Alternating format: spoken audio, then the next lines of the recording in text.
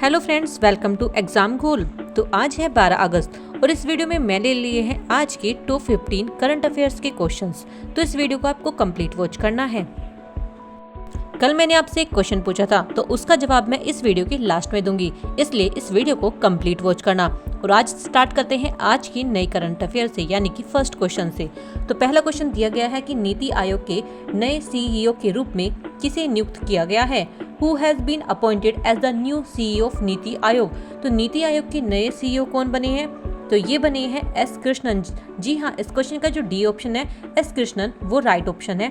S Krishnan को नीति आयोग का नया सीईओ नियुक्त किया गया है और इससे पहले जो सीईओ थे उनका नाम था BVR सुब्रमण्यम। जी हाँ, उनका स्थान लिया है एस कृष्णन ने। सेकंड क्वेश्चन की बात की जाए तो 2025 में भारत का सबसे बड़ा व्यापारिक भागीदार कौन सा देश बना है। Which country has become the largest trading partner of India in 2025। इसका राइट आंसर है अमेरिका। जी हाँ, यूएसए बन गया है भारत का सबसे बड़ा व्यापारिक भागीदार। 2025 में अमेरिका ने चीन को पीछे छोड़ते हुए भारत का सबसे बड़ा द्विपक्षीय व्यापारिक भागीदार बन गया है।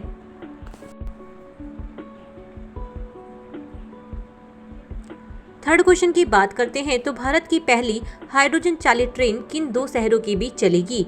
India's first hydrogen power train will run between two cities. तो किन दो सिटी के बीच में चलेगी भारत की पहली हाइड्रोजन चालित ट्रेन। तो ये चलने वाली है नई दिल्ली से अंबाला के लिए। जी हाँ, इस क्वेश्चन का बी ऑप्शन बिल्कुल राइट है। यह भारत की पहली पर्यावरण अनुकूलन हाइड्रोजन चालित ट्रेन सेवा है जिसका उद्देश्य कार्बन उत्सर्जन को कम करना है, इसलिए इसका राइट आंसर होगा बी ऑप्शन, नई दिल्ली से अंबाला। फोर्थ क्वेश्चन की बात की जाए तो किस मंत्रालय ने किसानों के लिए ई मंडी मोबाइल ऐप लॉन्च किया है। तो ये वाला किसने लॉन्च किया है ऐप। तो ये किया है कृषि मंत्रालय ने। जी हाँ, कृषि मंत्रालय ने किसानों को डिजिटल प्लेटफॉर्म पर सीधे अपनी फसल बेचने की सुविधा के लिए ई मंडी ऐप जो है लॉन्च किया है। तो इसका राइट आंसर क्या होगा, मिनिस्ट्री ऑफ एग्रीकल्चर यानी कि कृषि मंत्रालय। ए ऑप्शन बिल्कुल राइट है।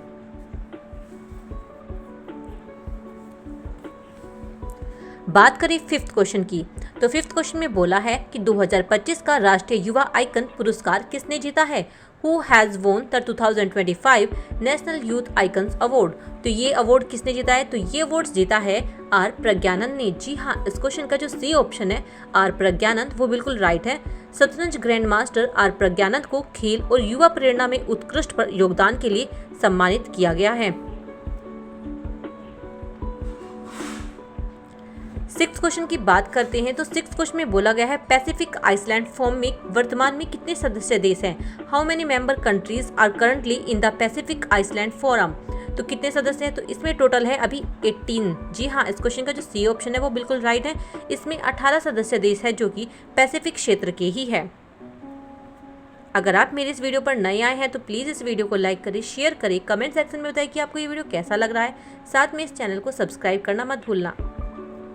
चलते हैं सेवेंथ क्वेश्चन की तरफ। तो G20 अर्बन इनोवेशन समिट 2025 की मेजबानी कौन सा भारतीय शहर करेगा। Which Indian city will host the G20 urban innovation summit 2025। तो भारत का कौन सा देश करने वाला है इसकी मेजबानी। तो भारत में बेंगलुरु करने वाला है इसकी मेजबानी। जी हाँ, इस क्वेश्चन का ए ऑप्शन बिल्कुल राइट है। बेंगलुरु को स्मार्ट सिटी और शहरी विकास नवाचारों के प्रदर्शन के लिए चुना गया है। 8 क्वेश्चन की बात करते हैं तो राष्ट्रीय महिला आयोग यानी कि NCW की नए अध्यक्ष के रूप में किसे नियुक्त किया गया है। Who has been appointed as the new chairperson of the National Commission for Women NCW। तो कौन बनी है नई। तो ये बनी है स्मिता सभरवाल। जी हाँ, स्मिता सभरवाल बनी है, यानी कि इस क्वेश्चन का जो बी ऑप्शन है वो बिल्कुल राइट है। स्मिता सभरवाल एक वरिष्ठ IAS अधिकारी भी है जो राष्ट्रीय महिला आयोग की नई अध्यक्ष के रूप में जिन्हें नियुक्त किया गया है। 9th क्वेश्चन की बात करते हैं तो भारत ने हाल ही में समुद्री सुरक्षा के लिए किस देश के साथ रक्षा समझौता MOU किया है। India has recently sign a defence MOU with which country for the maritime security. तो किसके साथ किया है। तो ये किया है इन्होंने ऑस्ट्रेलिया के साथ। जी हाँ, इस क्वेश्चन का बी ऑप्शन बिल्कुल राइट है, ऑस्ट्रेलिया। भारत और ऑस्ट्रेलिया ने हिंद प्रांत में क्षेत्र में नौसैनिक सहयोग को मजबूत करने के लिए यह समझौता किया है। 10th क्वेश्चन की बात करते हैं तो 10th क्वेश्चन में बोला गया है कि किस राज्य ने जैविक खेती को बढ़ावा देने के लिए हरित क्रांति मिशन शुरू किया है। Which state has launched the Harit Kranti mission to promote organic farming. तो किस राज्य ने स्टार्ट किया है ये ऑर्गेनिक फार्मिंग के लिए, तो ये किया है राजस्थान सरकार ने। जी हाँ, इस क्वेश्चन का सी ऑप्शन बिल्कुल राइट है, राजस्थान सरकार ने किसानों को जैविक खेती अपनाने के लिए प्रोत्साहित करने हेतु यह मिशन लॉन्च किया है। 11वें क्वेश्चन की बात की जाए तो अगस्त 2025 में लूनर रिसोर्स मैपिंग मिशन किस देश ने लॉन्च किया है। Which country has launched the lunar resources mapping mission in August 2025। तो किस देश ने लॉन्च किया है, तो ये किया है चीन ने। जी हाँ, इस क्वेश्चन का जो बी ऑप्शन है चीन, वो बिल्कुल राइट है। चीन ने चंद्रमा पर खनिज और संसाधनों का मानचित्र तैयार करने के लिए इस मिशन को लॉन्च किया है।